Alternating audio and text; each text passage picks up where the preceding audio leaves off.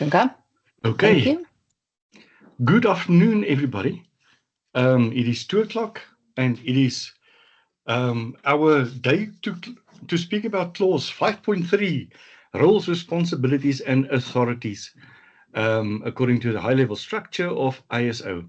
And we are going to do a practical focus on what you need to have there.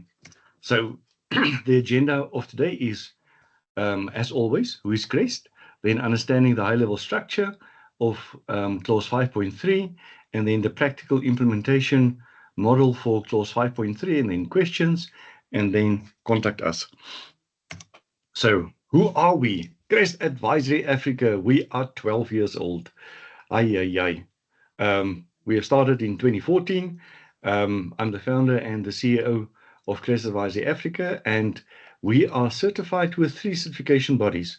The first one is the PECB, that is doing people certification, then the MSECB, that is doing international standards certification, as well as DQS.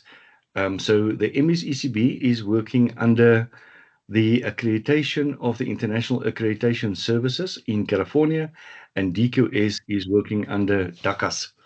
Um, so DACAS is Germany. So what we are offering, we are doing training, advisory service, audit services, our Isolytics GRC software.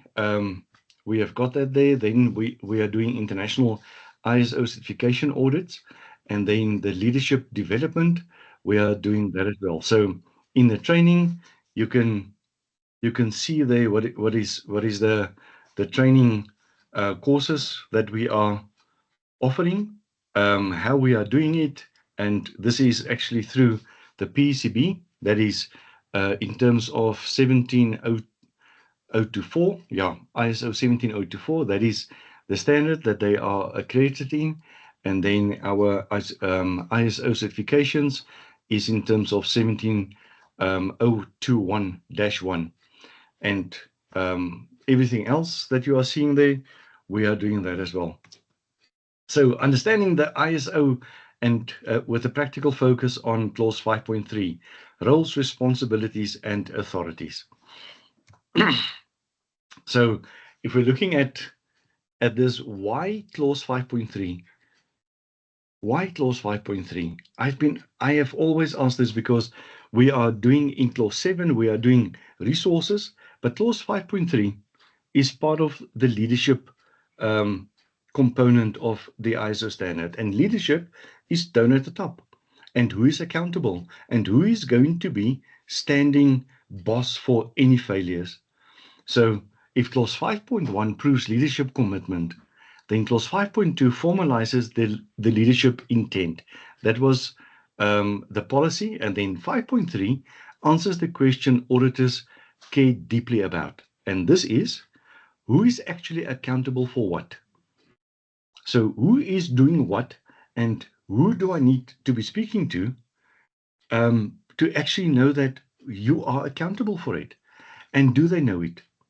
Very important. Do the people know that they are actually really accountable for that, or is that just something that has been put on a document somewhere, and the people don't even know about it? So clause 5.3 is not about job titles or organizational charts. It is about clear accountability, decision rights. That is the authorities. Decision rights. What kind of decisions are you allowed to make? And that is usually linked to your board sign off or signed off delegation of authority. And the authority to act. Who has got the authority to act? Who has got the authority to stop a contract? Who has got authority to say, there's discipline, or there is something that we need to correct? So many ISO systems fail here because responsibility is implied. It is not explicit. Implied can be anything, but you need to be explicit, informal, and assumed. And ISO does not accept assumptions. You must be clear about your intent in 5.2 and your leadership. You cannot just say that, yes, we will do it later on. And I want to know when, where, who Who will do it and what is my product? Simple as that. Very straightforward. So what clause 5.3 requires in plain language? So 5.3 requires top management to ensure that firstly, roles and responsibilities are assigned. Who is going to be doing what? Authorities are defined and they are communicated. If they are not communicated, people don't know what they need to do. And accountability exists for the conformity of the management system, the performance of processes, the reporting of effectiveness, and promoting continual improvement. And in short, everyone must know what they own, what they decide, and what they report on. That there is no confusion, no implicitness that, yeah, I should have done it, but somebody did it, but nobody did it actually.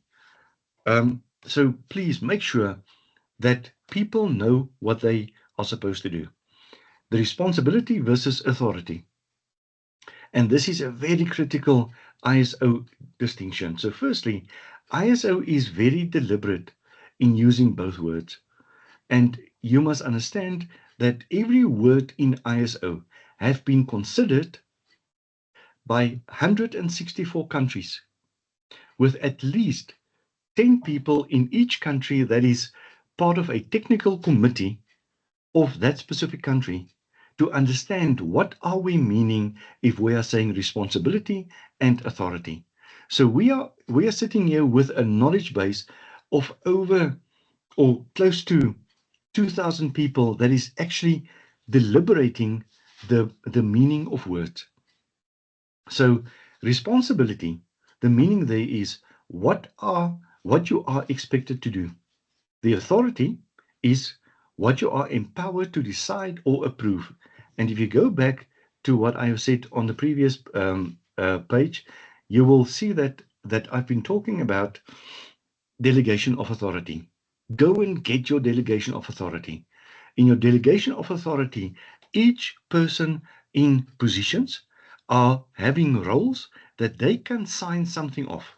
If you are signing off leave, you are making a decision for the company that I am actually saying that one day this person doesn't have to work and we are allocating that towards leave, or we are allocating that towards the payment of sick leave, or we are allocating that towards something else. Even if you have got leave without pay, it is also a decision because you are going to be sitting that day without a resource. And that you are approving that. Accountability. You have to account for that decision. So what you answer for if it fails. Very important that you need to ask this question. What if it fails? If it fails, what do you do? So the classic ISO failures is responsibility is assigned, but authority is missing. And clause 5.3 requires alignment between all three.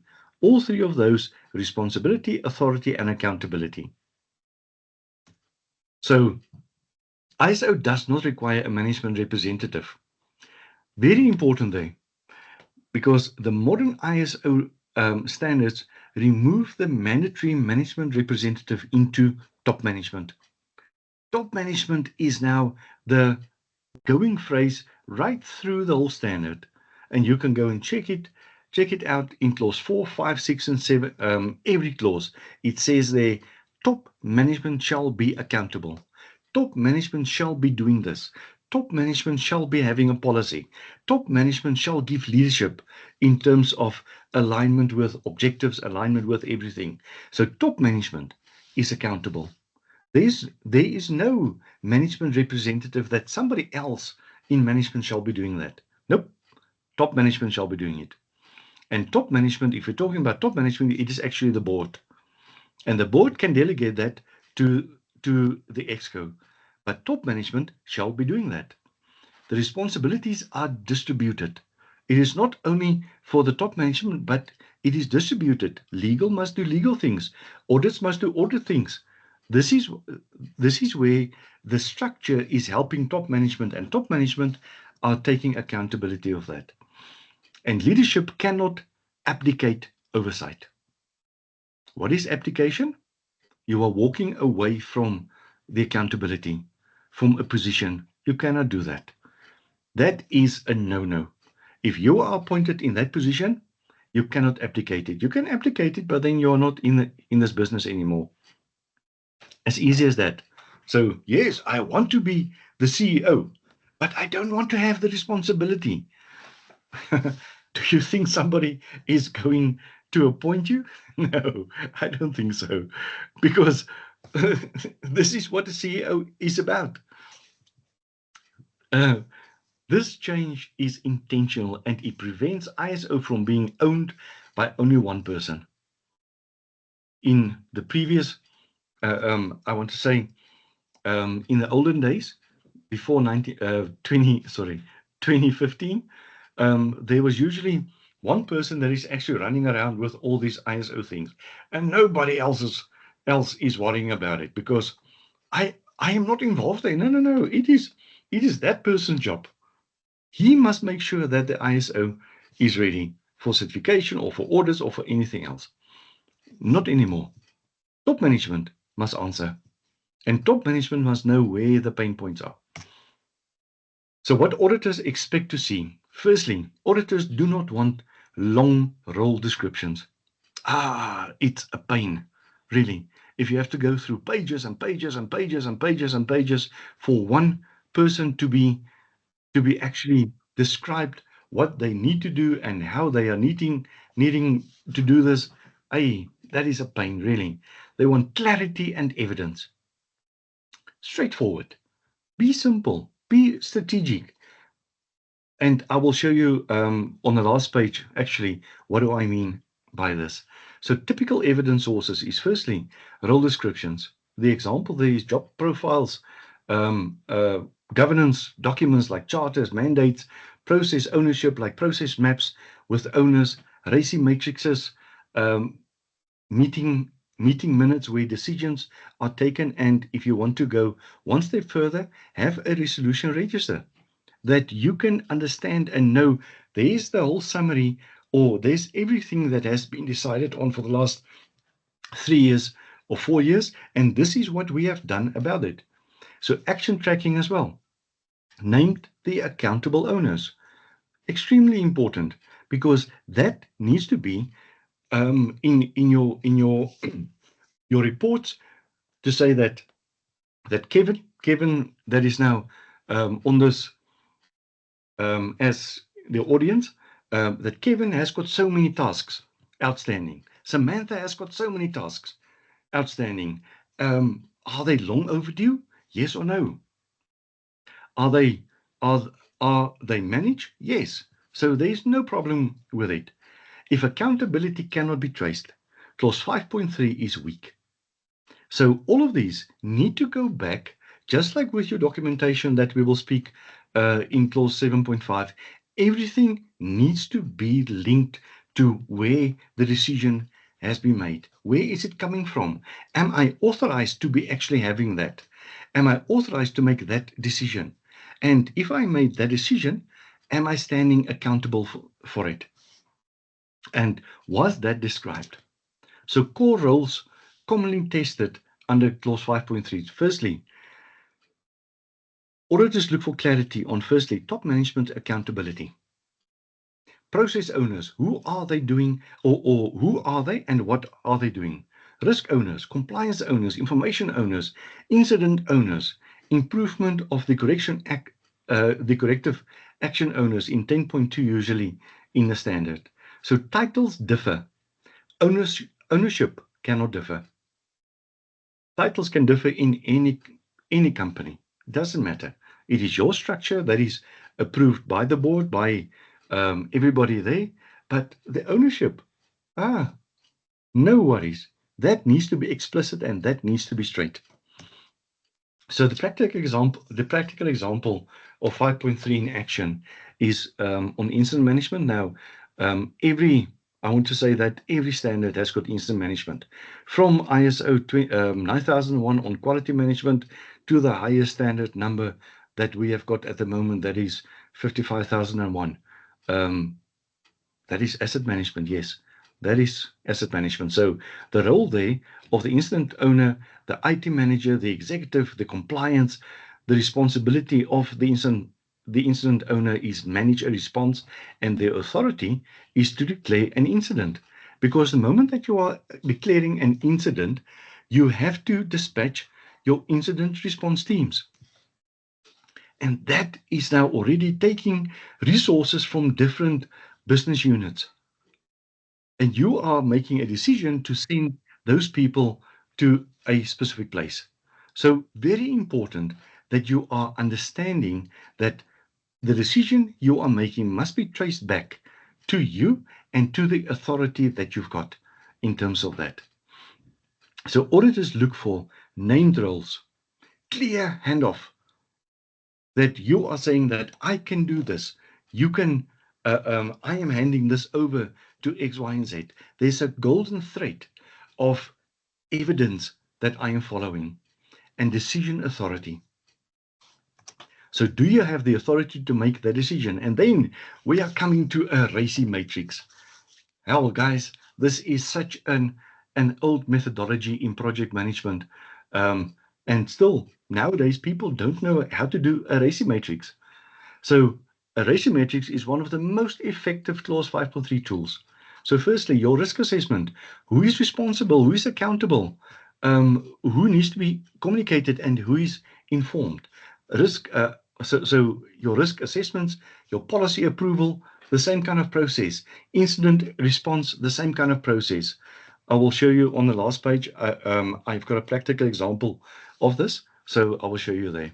And that is actually the document that you can ask us to be sent to you. So why auditors like this? It's firstly visual. It's clear. We can understand it. We can see it. We can see that you've got methodology in understanding what is the process, but also allocating specific roles and responsibilities to certain people. It is defensible. Defensible means that we as auditors are going to be testing it. And you need to be in a position to defend it. You need to be in a position to defend it. So if we are asking questions, we are testing it. This is what we will speak about in 9.2 when we are getting there. This is our testing profile and testing methodology that we need to test it. So it needs to be defended. And it is easy to test. Simple. I've got every person there. There's no implicitness. It is explicit. It's nice. It's beautiful. Clause 5.3 and the process ownership. And this is where things are often missed. So clause 4.4 defines the processes. We have got that in clause 4.4, where we are talking there about the management system. What is being done with the management system? Before 2015, there was a manual. After 2015, the manual is not compulsory. The question is, can you describe the processes and how do they link into each other in this process approach, and how do you understand that, and how can you explain it? Just like what we've got on the previous page, defensible, clear, visual, easy to test. 5.3 requires owners for those processes. Who is going to be running it? Who is the who that is going to be doing that? Each key process should have one accountable owner, not 2 or 3 or 4, one accountable owner. Defined authority, performance responsibility. What is the performance that that person needs to have as output of meeting the objectives? If a process fails and no one owns it, clause 5.3 is not met. And that is as simple as daylight. If something fails and there's no ownership, then what have you done? What have we done? How did we approve it? How did top management approve it? How did they see that this is going through? And but there is no ownership there. 5.3 and the governance models. So 5.3 aligns naturally with the governance model, such as, firstly, the board and exco oversight. Absolutely. Absolutely, because board and exco are the structures that is approving everything else.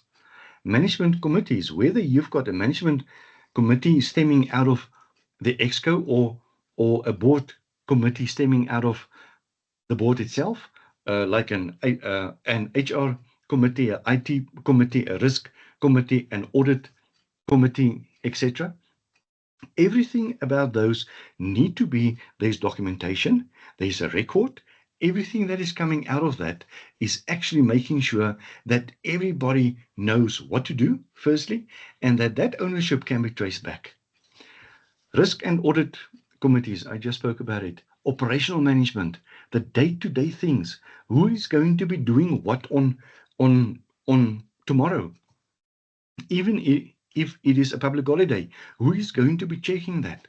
Who is going to be checking your systems? Do people have to have access to those systems or not? So ISO does not dictate structure. It requires clarity. That's all. Tell us, what are you doing? And it's fantastic. We are buying into your model because it's your model. Your model need to work for you. In your organization, in your country, we've got here people all over the world that is attending this webinar now. So everybody, make sure that there's clarity. If you don't have clarity, you are not explicit. And if you're not explicit, you are implicit. You are implying things that people need to read between the lines. No, nobody read between the lines. Even if they've got 20/20 eyesight or not good eyesight, but they've got glasses, tested glasses and all the stuff, nobody can read between the lines. Because my perception and your perception of the same line item is totally different. There needs to be explicit clarity.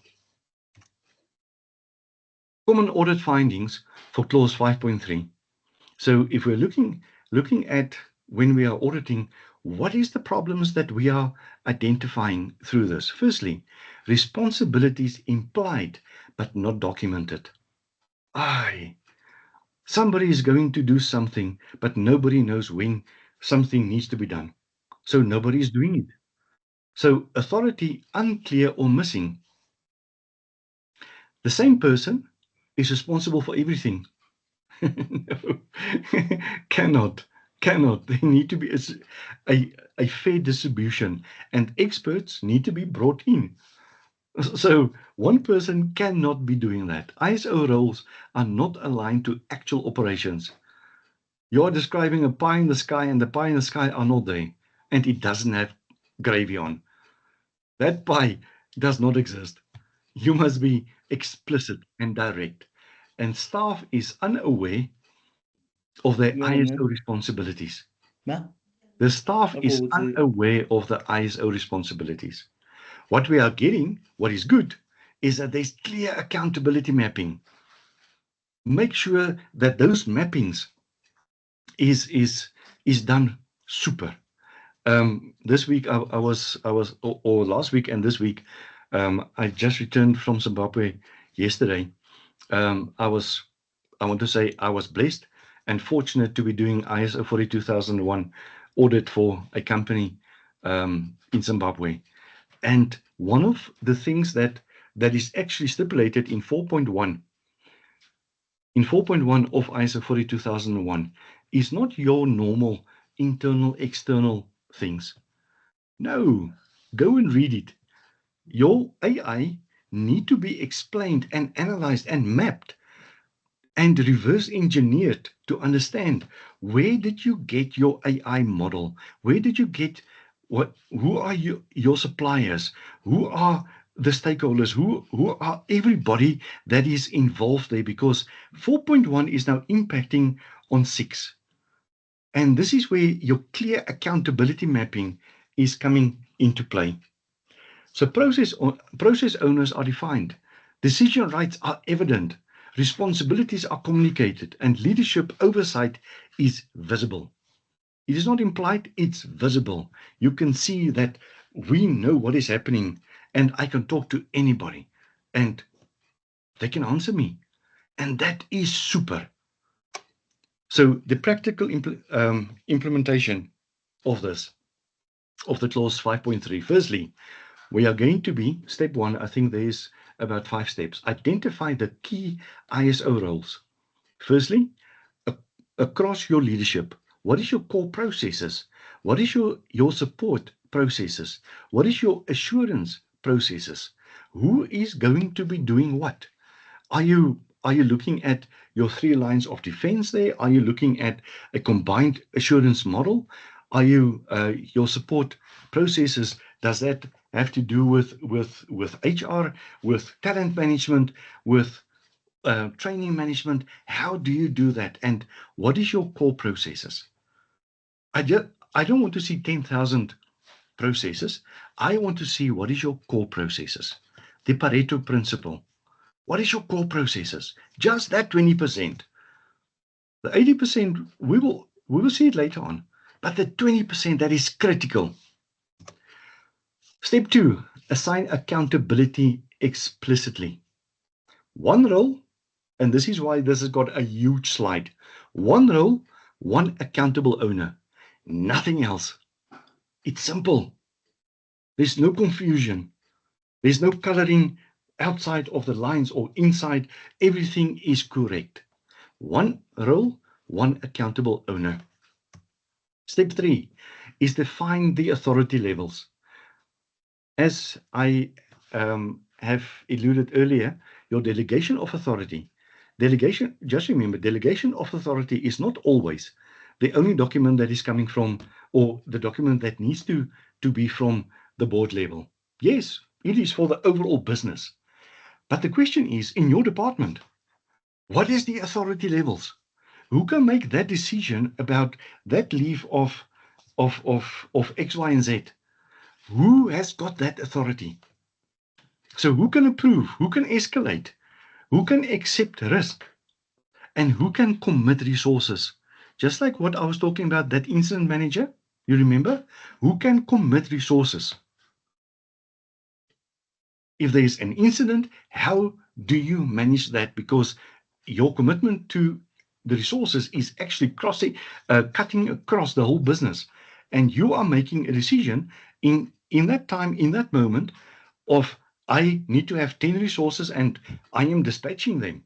Choof, let's go. And are the other heads of departments, are they going to be approving this or not? So that is step number 3. Step number 4 is communicate your responsibilities. Oh, we have seen this so many times. Last week I was, as I said, I was in Zimbabwe and I was looking at clause 5.2. And 5.2, there's in the scope was 241 people. And I walked in this company and I said, I want to see you. I want to see you. I want to see you. I want to see you. Come to my office, please. Or go to the boardroom, please. And simple. I was just asking them, what is in the policy? What do you understand by the policy on AI?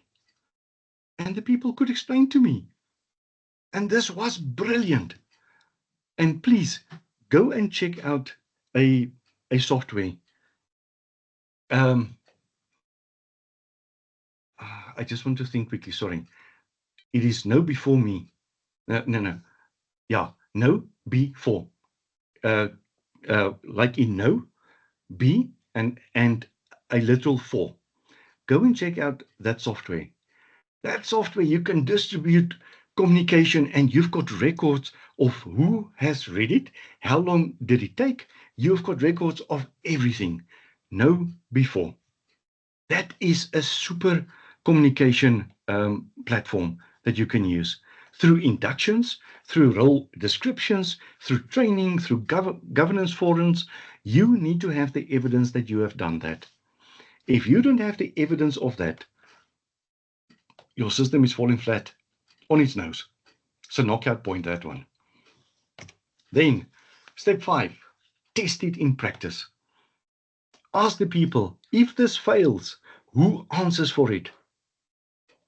Who are the person that we can or who are the people that we can bypass, that we can focus on?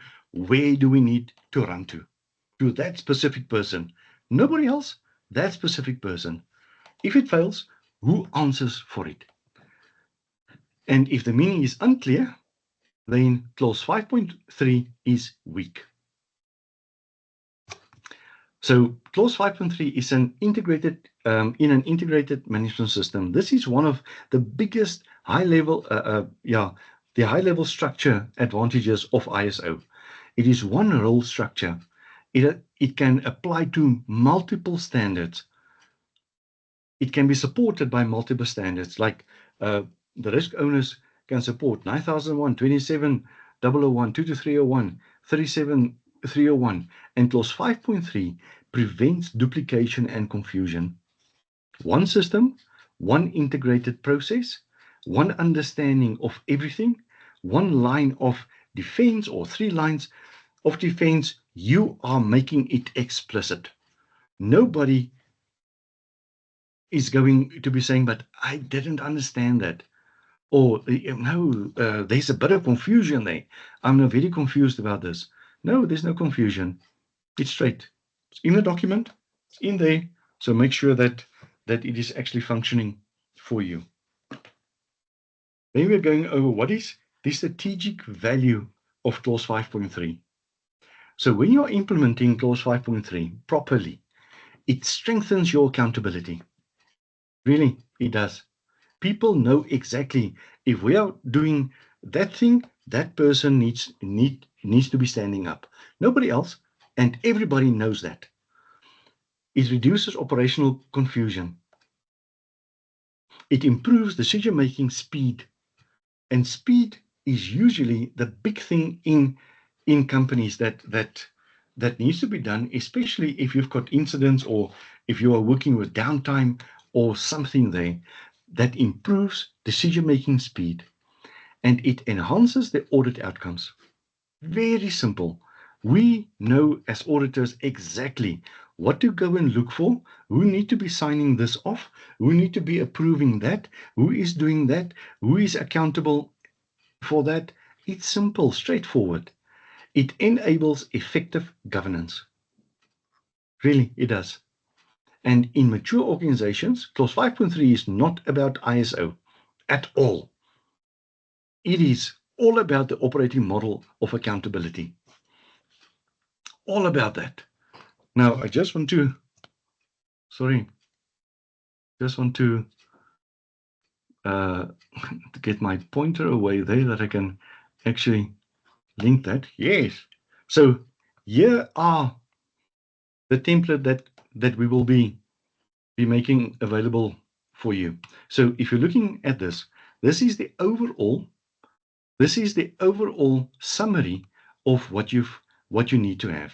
Your roles, responsibilities, what is your objective in that, what is your level of intervention, whether it is strategic, tactical, operational, advisory, external, anything there. What is your missions or your actual responsibilities? Who's the members of that structure, and when is it happening?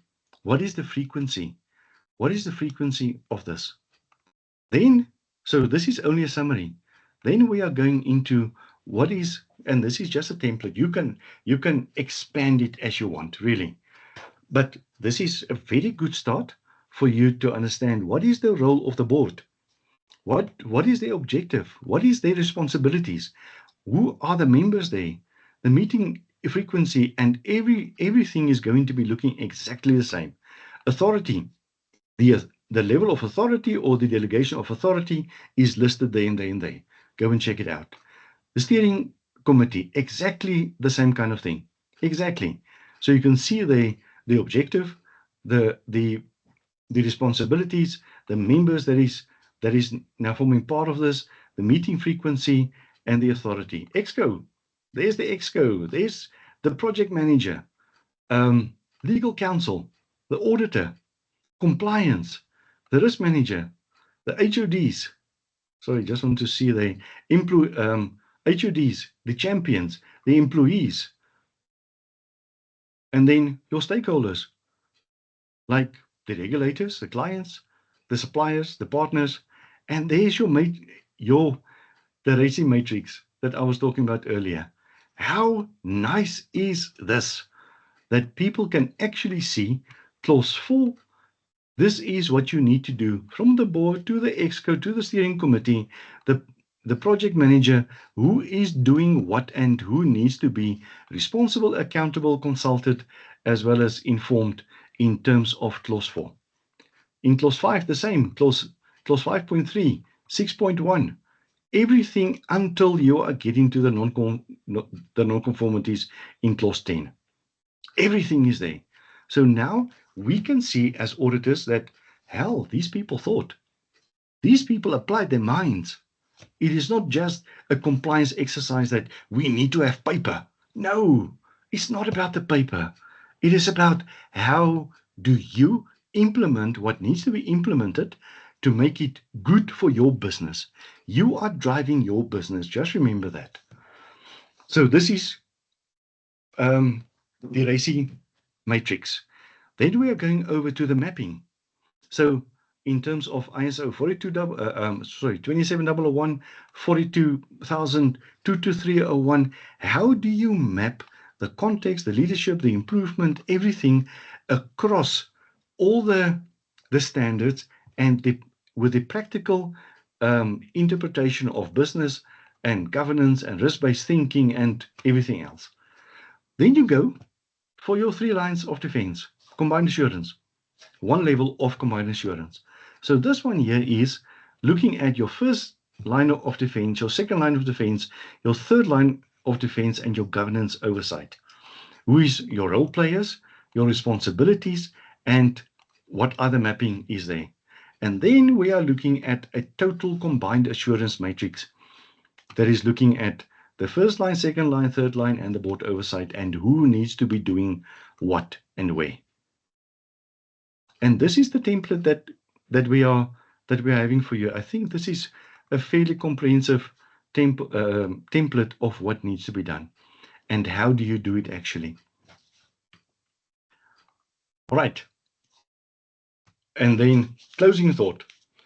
I know that we are on the end of the month, firstly, but secondly, that it is a public holiday tomorrow. I think that is all over the world. So you want to go home as well. So closing thoughts. Clause 5.3 is where ISO stops being about documents and becomes about people. Very important. Who is going to be doing what? And processes don't fail. Unclear accountabilities does. And ISO simply requires that when something matters, someone owns it. Someone can decide about it. And someone is accountable that can explain that. So if there's any questions, please post it, please ask it. I will do my best to answer that. And that is the end of our session today. I think the template is a good thing to actually get. We've also got a Kaina, if there's any questions, if there's any hands up, please just inform me or relay the question. I will do some. Okay. Nothing. Nobody. You can do better than that. Nothing yet, Nico. I know.